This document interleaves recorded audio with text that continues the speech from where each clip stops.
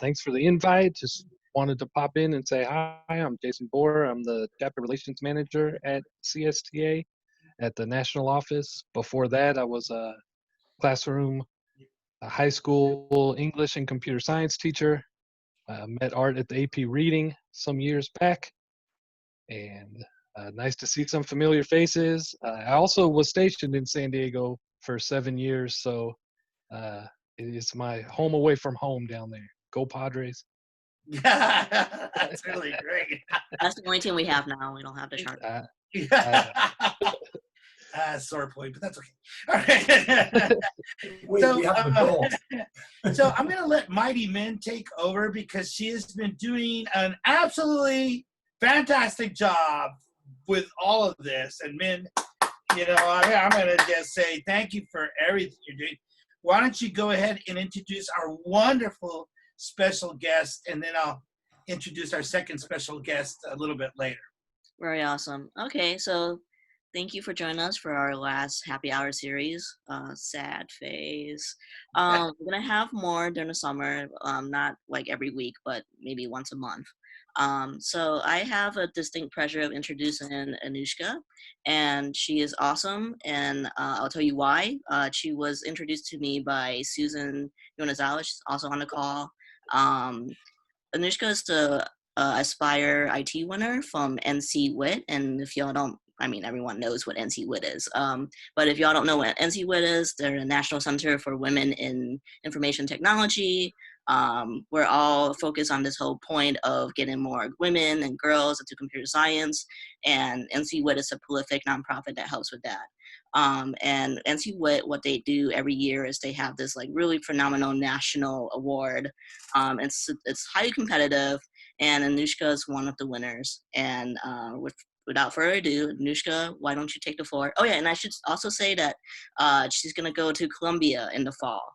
That's her chosen school.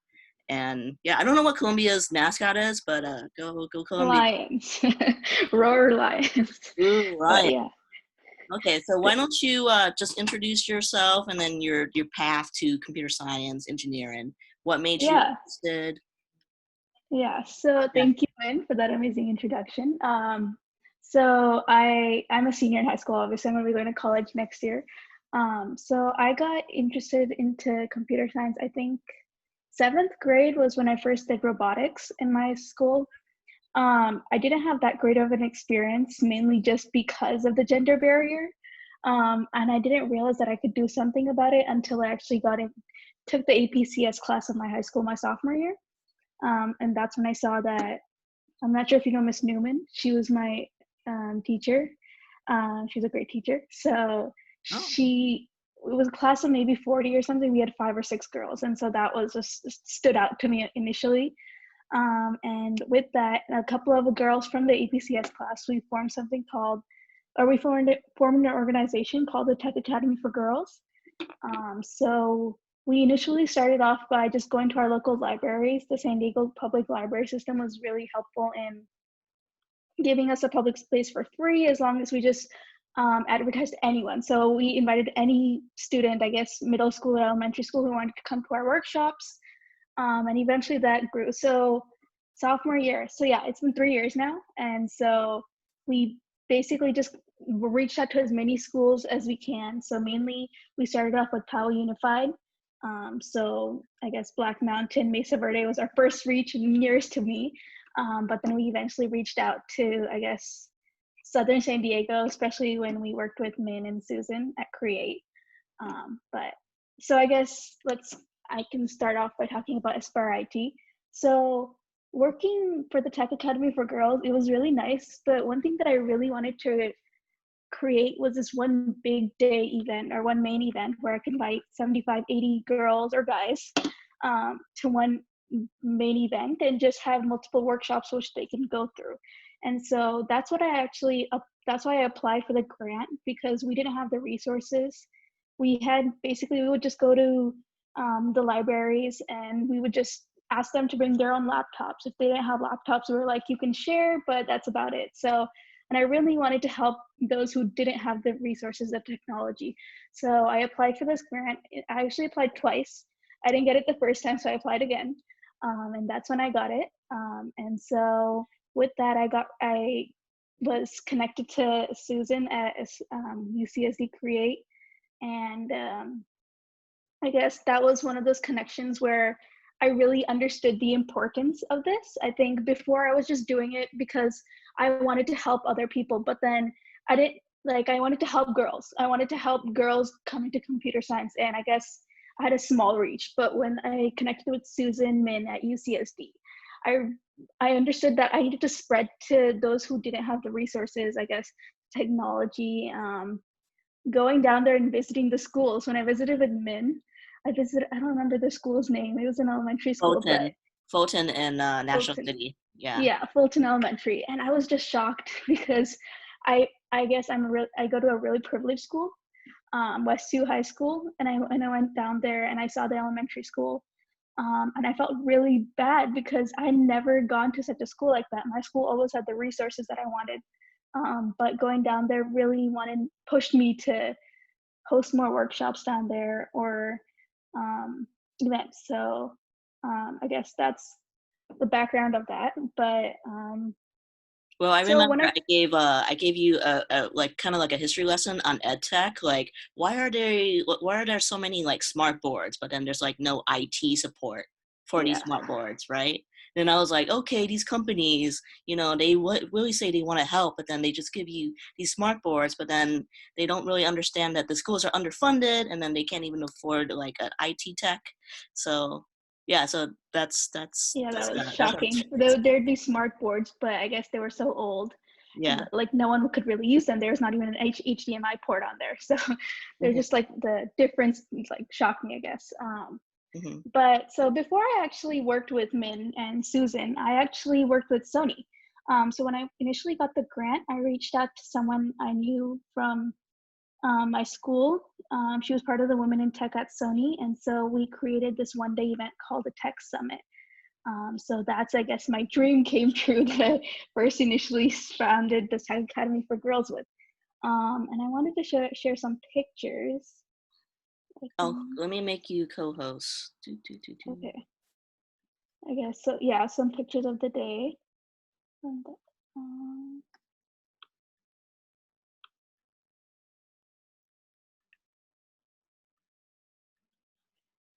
And there's a share screen at the bottom. Yeah. Okay. So, yes, these are. I have a couple of pictures just here added to, I guess, show a little bit more what my event was about. So we had 4 stations in our event. There was a station where students would learn how to fly drones. So it was, I guess, this one right here. There was a robotics one where a group of students from UCSD, they brought their kit here to build this robotics, I guess, figurine. I'm not sure exactly what it was, but I think it's the sun god. It's the UCSD sun god. Oh, okay. The sun god. Right. So the project in a box, that group. So we hired them, I guess, to bring their kit. And some students got to play with those and create those, and then eventually take it home as well. And I guess this is just a picture of our team here. I would like to thank Susan for taking the picture. I guess she deserves credit for that. So this is our team. So we had Sony working with us, in the blue shirts, the Tech Academy for Girls, and then the Project in a Box team right there. So these were 2 of our stations. And then our 3rd and 4th stations were working with the Arduinos right here. And then we bought some Raspberry Pis. And then we had the Sony agreed to give us the computers to plug the Raspberry Pi in so that they could learn some cybersecurity with that. So I think with this event, I got the resources and actually used them, and seeing that hands-on version to that. So when I first learned computer science, I just had a computer, in our class. So I guess I learned Java first. So I would just type up a program and then see the result on my screen, like hello world. So I think seeing these really interactive versions of programming, that helps me. So I thought that would help the kids as well. So that's why we use these interactive versions. So for Arduinos, they would program it and then they would see either the LED light up or there's a screen where the students would get to type stuff up, or the Raspberry Pi. So I guess that's one thing that I learned from this main event, was that these resources really help, and I was really grateful for that grant.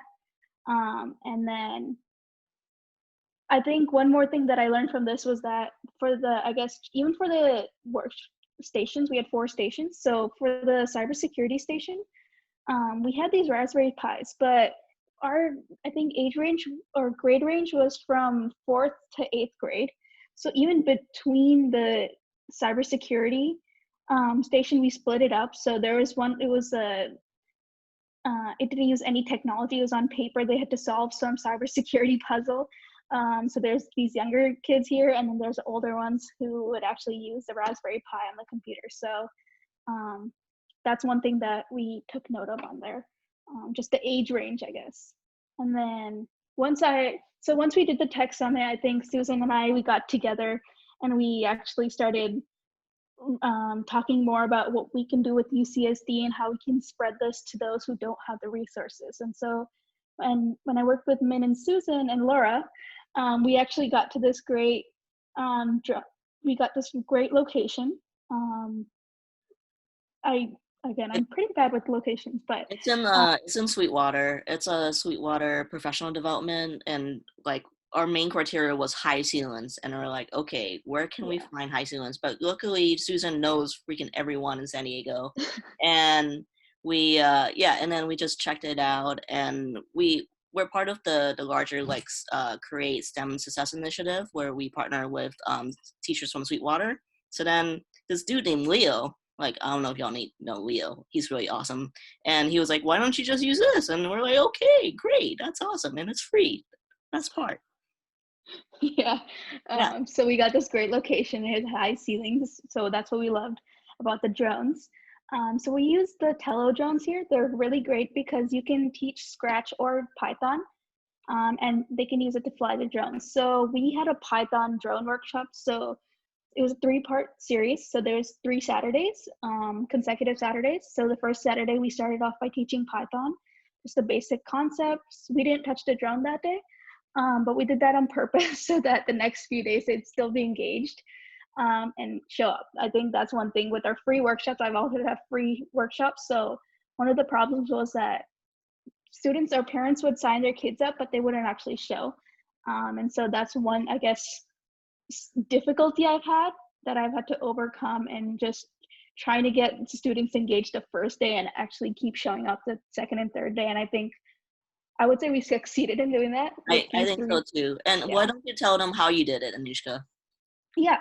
So one thing is we always send the email out I think 2 days before each workshop. We would always send an email out. And this time what I did specifically was that I actually sent a text out to all the parents saying, hi guys, reminder, this is Anushka Gupta here.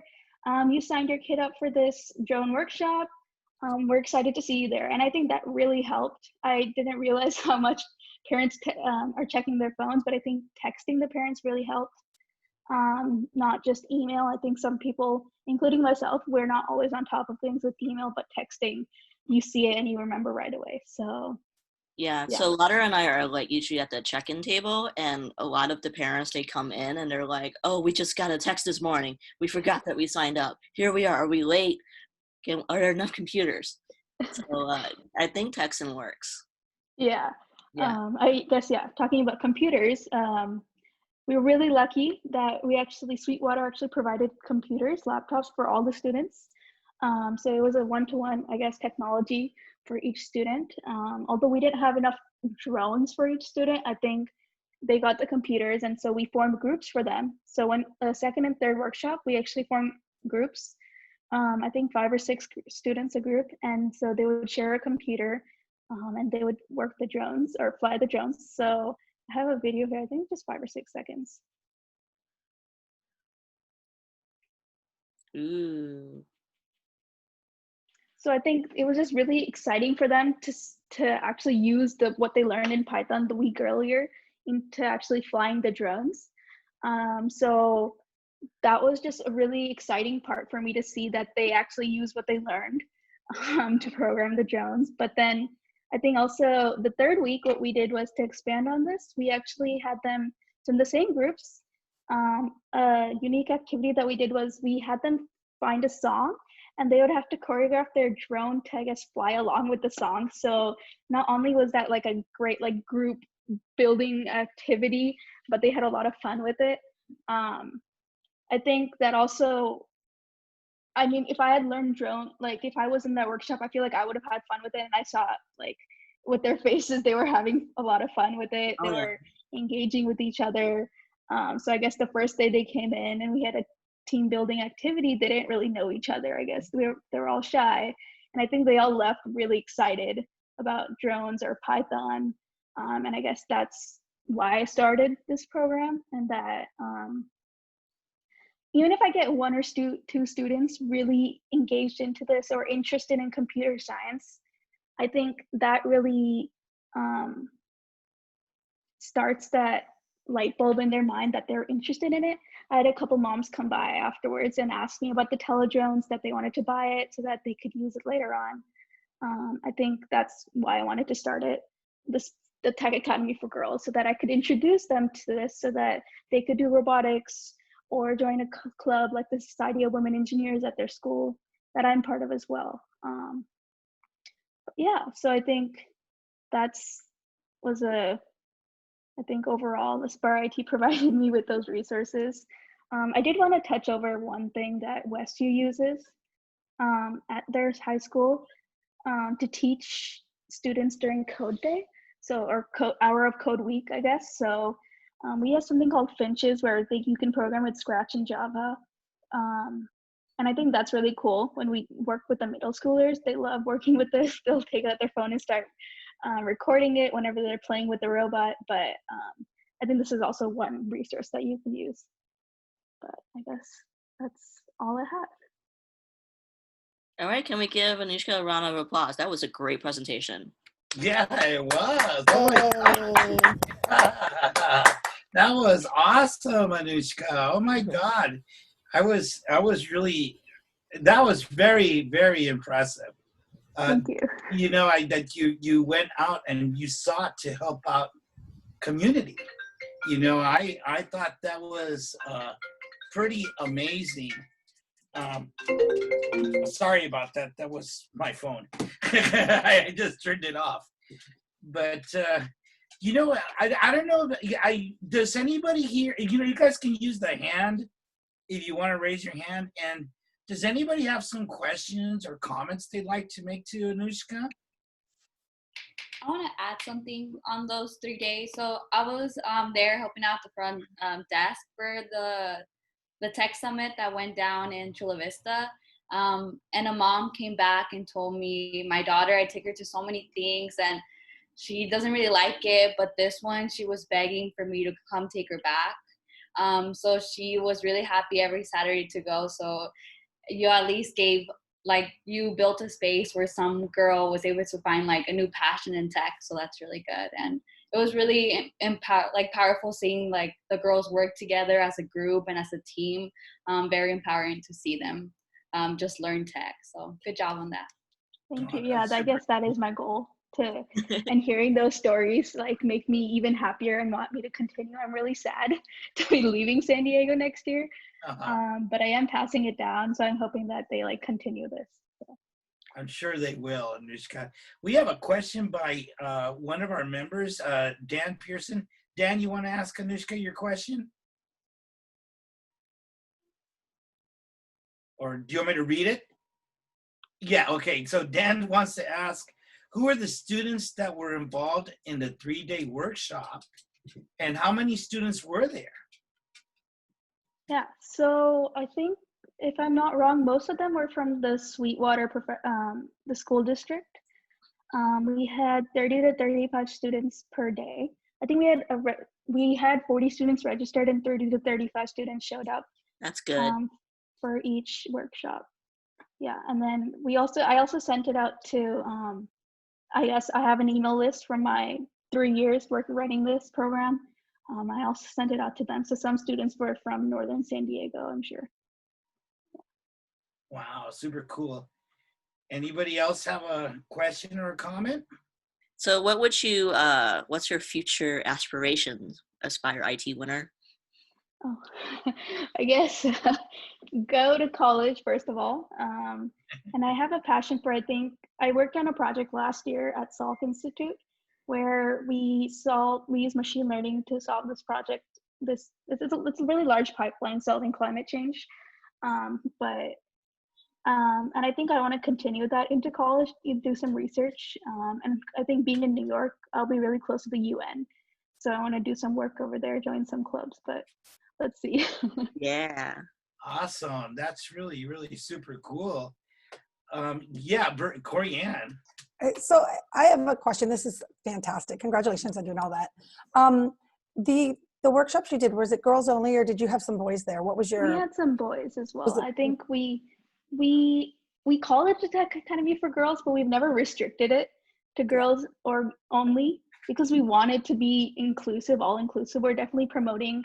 We want it to be an equal environment. We don't want it to be, oh, girls only, but because in the real world, it'll be everyone, right?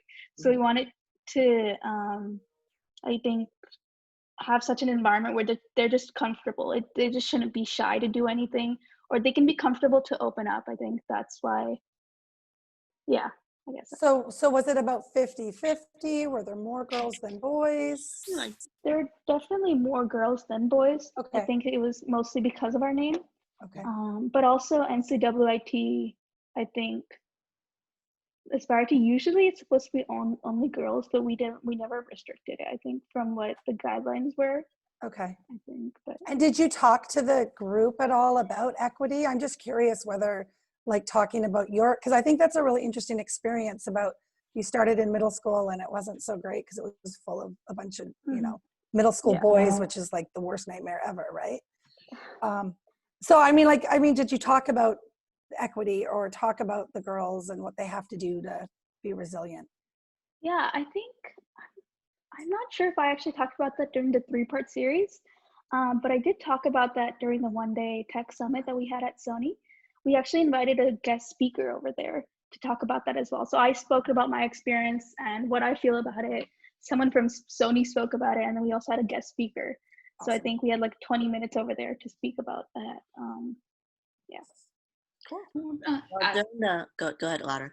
Sorry. So there was two young boys. They were Latinos, and there was one boy from North County that came actually and helped out the girls. So he already knew code, so that was really nice to have the little boy also helping the girls. So touching on like just equity with girls, and because a big huge gap is that not a lot of women are in tech, but at the same time, like there's not a lot of outreach for tech for boys who are from underrepresented communities. So definitely when parents came in and said, can my boy join? Like he's in the car, and we're like, yes, of course he can come. So that was another part we made sure to allow them to stay. Super and during the second day, we had Yolanda and NCWIT people join, and they talked about equity themselves, like going to college as like first gen, as people from like low income families. So that's the equity piece. Because that's what I find when I'm an advisor to Girls Who Code Club, but I have such a hard time because I was also the GSA advisor, and the whole gender thing and the equity thing. And then at the same time, when you teach at a very diverse school, you also want to bring in underrepresented. So I'm kind of Girls Who Code / Everybody Codes Club. So yeah, I think we get our funding and everybody else. Yeah, I'm actually president of the Society of Women Engineers Club at our school. And we've had a club rush where all the clubs form promote yourselves. And so we've had some guys come over and be like, can we join? And we're like, yes, for sure. Even though it's Society of Women Engineers, the point of this is to promote women in STEM. It's not only for women in STEM. So I think that we haven't had any guys join our club, unfortunately, but we want to promote that, I guess. Yeah. I have a quick question for you, Anushka. You're an NCWIT Aspire winner, and that's a big deal. Who motivated you to apply, and how was that process? I I guess I think the first time I applied, it was just because I was also to apply for the Aspire IT grant. You have to be an NCWIT winner, I guess, in the first place to join the community. And so I applied just because I got an email. So I was like, oh, there's a grant that I can get. But I think the second year that I applied, I actually met Susan at the award ceremony. And so I heard a little more about the Aspire IT program, and then I applied. But I think money was a big factor, obviously, just because I was running the program earlier, Tech Academy for Girls, and we wanted to create a bigger program. We wanted to get the drones, the Arduinos, and I guess I wanted to expand. That's why internal aspirations, but I'm not sure. Well, I think what is really interesting is, who got you to apply for, because I heard there's a lot of work involved in applying to become, right? That's what I'm interested in, because I have women in my school that I want them to apply, but they don't have a frame of reference. So I'm curious to know who motivated you to. Did you motivate yourself? Did someone suggest this to you? I think so we have a new computer science teacher, who she's an APCSB teacher at our school. She's also our club advisor. And she definitely, I think, pushed me to apply for this because she saw the impact I had with Tech Academy for Girls. I did see the really long application, and I was a junior at that time. So I think it was definitely my APCSP or club advisor who I think pushed me to apply, because she also wanted our club members to volunteer for it. And she thought that with that opportunity, that club members would also get a newer opportunity. So I think, thinking back, I think. That's really cool. I don't know about our CSTA chapter feels about this, but Anushka, if you're willing to, share out this video and maybe create a quick video of telling women your age in high school, apply for this, it's worth it. You could do these things, because I would like to show them you so that they will apply. Because sometimes that's all it takes is one of their peers. Would you be interested and maybe willing to do that? Yeah, for sure. I would love to. I think Aspire IT gave me this amazing platform, and I want other people to apply. And I know someone in San Diego got the grant this year, which I'm excited about. Yeah. But yeah, I want more people to apply as well. Susan has the next question, and why don't you also tell people about our next Aspire IT winner that we're going to work with? Yeah, so can I share my screen really quick? Because one of the reasons why I got to meet Anushka was because we CREATE is the hub for the DoD STEM grants and programs in San Diego County. It's a long story with the Department of Defense, but the Department of Defense does provide funding for NCWIT and specifically to help support the Aspire IT program, which is why we also wanted NIWIT Pacific and Yolanda Tanner and some of her female scientists and engineers to come and support the work that Anushka was doing. So Yolanda's actually in those photos that she shared. But one of the things I did as soon as we became this partner with NCWIT was I wanted to see where the NCWIT Aspire IT winners come from in our county. And so can I share my screen then? Yeah. I can? Okay. So I took their data that they sent me, which later they were like, oh, wait, I'm not sure I can send you all that. But I made the graph already. And that is where they came from the year that I met Anushka. So Anushka's in Poway. There's San Diego, right? Also. So if you look, and then private schools, because a lot of DoD STEM resources we've discovered actually end up in private schools. And then, Sweetwater and San Diego Unified they've got a good representation across the years, but there's some work probably that can be done given the size of those districts and the number of high schools they have relative to the high schools over here. And so there is this tendency for more affluent young women to apply successfully. I think given what Art has pointed out, that it's a fairly onerous, like we've seen the application. It's not an easy application. So kudos to Anushka for doing it twice. But I think if we really encourage young women to write for them, and maybe even thought about how applications that aren't accepted or could be repurposed for philanthropic asks or something, it could be quite it could be quite a good thing to focus on for the chapter. So, I sent this graph to NCWIT as well, and I just said, it's great. All these girls are getting supported, but we definitely want. These aren't all the award winners. These were just these are all the award winners, not just the grant winners, but the people who got any award that year. So, I think it's really important that we support young women from all parts of our county to apply, right? So, Yeah. Just wanted to show you guys that.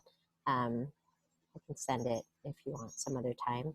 And then Joyce Garofalo is the newest award winner, grantee winner. She does attend school in San Diego. Her father actually works with Min's husband, which is just a coincidence. But at Northrop Grumman, right? But her mom is very involved with Thought STEM and is a teacher herself, not of computer science. And she wants to do work with North County, but a high need community in North County. Oh my God, I'm gonna forget it. Ensenada, Solana Beach. Is it Solana Beach? Yes, but it's the nonprofit up there. Oh my God, I'm going to forget. Anyway, there's a nonprofit community group in Solana Beach that works with migrant, mostly kind of immigrant Latino communities. I can't remember the name of it. Because Casa Familiar is the one down south. It's the one up north. Anyway, so she wants to work with that community. They've already got a connection there and recruit girls from there. She wants to focus on elementary school girls. So, and she's a 10th grader? Yeah. Younger. Ryzen Junior. Yeah, she's really, really good. So, but every year if we work with these young people, they can, and I told my team at Create, you're going to meet Anushka. She's great. She's a high school student. She's nothing like a high school student. I was like, man, I could learn from Anushka. Yeah, exactly. I was like, you really, this is going to be less work than working with a UCSC faculty member. That's awesome, Susan. Thank you for sharing that with us. That's awesome. Anushka, you know what? You're amazing. Kudos to you. I know that you're going to take the world by storm. I'm really glad that you're going to challenge yourself to solve the problems you want to solve. And it makes me feel a lot better, But thank you so much, okay? We really appreciate you taking the time to talk to all of us. You are wonderful. Thank you so much for having me. It's great to meet teachers again, or see teachers. I haven't seen my teachers in a long time. It's really great to see you. You're doing wonderful things. You really are. Thank you. Well, so Anushka, go ahead, Art. Yeah, I was going to go ahead and go to our next guest. We have a really special guest. Is there something else you wanted to say, Min? I just wanted to wrap up, Anushka. Go ahead. You're always welcome. You always have a home at CSTA. You will always have a home at Create. You're going to be a New Yorker now, so so we want you to thrive, and just remember your home's always in San Diego. Yes, for sure. I think I'll come back for that summer. We also know a bunch of people in the CS Ed community in New York. Beth in particular knows them. So please stay in touch. And if you get the itch to do some education CS outreach in there are a lot of people in New York City who are working on this problem. So it's like a Tupac versus like Biggie type of thing in the CS. No, it's not. You're so funny, man. Okay. All right, I think I'm gonna leave if that's all right now. Thank you so much for having me. Thank you again. Okay. Bye. Bye-bye, Anushka.